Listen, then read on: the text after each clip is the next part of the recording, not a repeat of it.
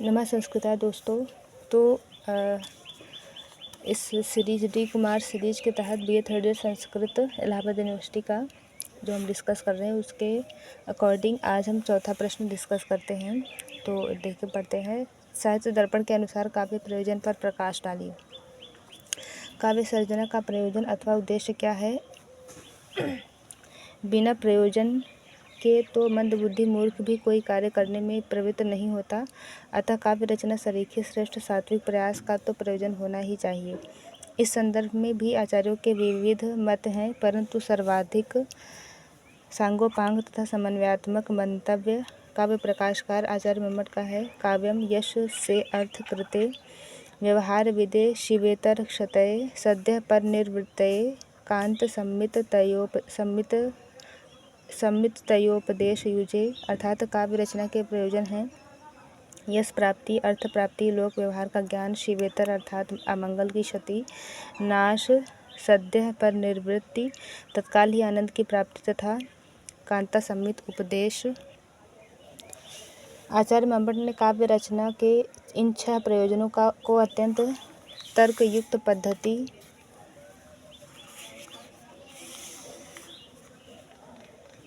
से प्रस्तुत किया है।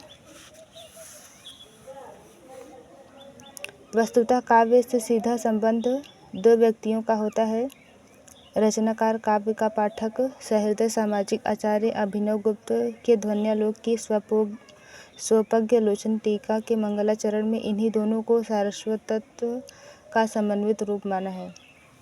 उपयुक्त 6 प्रयोजनों में प्रथम 2 तो मूलतः कवि से संबद्ध हैं, क्योंकि काव्य सर्जना से काव्यलोपी यश तथा पुरस्कार आदि की प्राप्ति कवि को ही होती है। नाना प्रकार के व्यवहारों का ज्ञान तथा कांता सम्मित शैली में उपदेशों की प्राप्ति पाठक अथवा काव्य के श्रोता को होती है। शेष 2 प्रयोजन अमंगल का नाश तथा तात्कालिक आनंदानुभूति उभयनिष्ठ है। अर्थात काव्य की रचना अथवा श्रवण से अमंगल का नाश कवि एवं श्रोता दोनों का होता है, आनंदानुभव भी दोनों होता है समान रूप से। आचार्य मम्मट यद्यपि चर्चा तो 6 प्रयोजनों की करते हैं, परंतु सद्य पर निवृत्ति त्वरित आनंदानुभूति को वह सकल प्रयोजन मौलिभूत मानते हैं। इस प्रकार मम्मट की दृष्टि में तात्कालिक रसास्वाद ही काव्य का परम प्रयोजन है।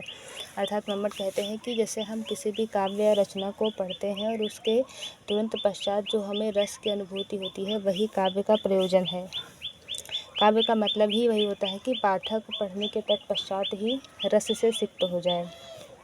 आचार्य आनंदवर्धन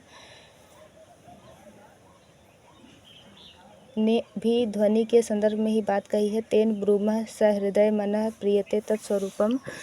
प्रस्तुत काव्य के प्रयोजनों की व्याख्या तभी प्रारंभ हो गई थी जब वह नाट्य से पृथक नहीं हुआ था। आचार्य भरत ने नाट्यशास्त्र में स्पष्टतः इन प्रयोजनों की चर्चा की है।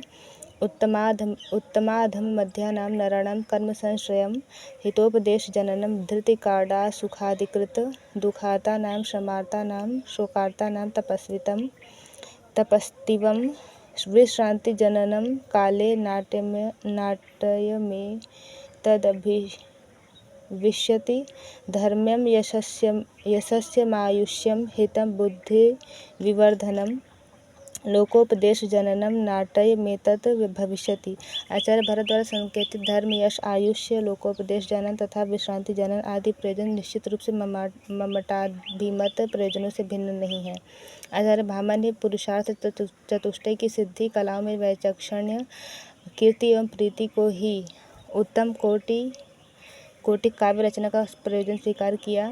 कीर्ति एवं प्रीति तो मम्मट द्वारा प्रयुक्त यश एवं सद्य पर निवृत्ति ही है। कला वैचक्षण्य को व्यवहार ज्ञान का पर्याय मान सकते हैं। इसी प्रकार चारों पुरुषार्थों में भी धर्म, अर्थ एवं काम का आचार्य मम्मट प्रोक्त अर्थ शिवेतर क्षति एवं कांता सम्मितोपदेश से ही मेल खाते हैं।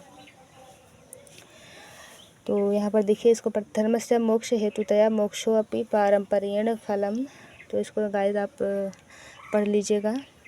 यहाँ देखिए, निर्दोषम गुणवत् काव्यालंकारैरलंकृतं रसान्वितं कविः कुर्वन् कीर्ति प्रीतिं च विन्दति।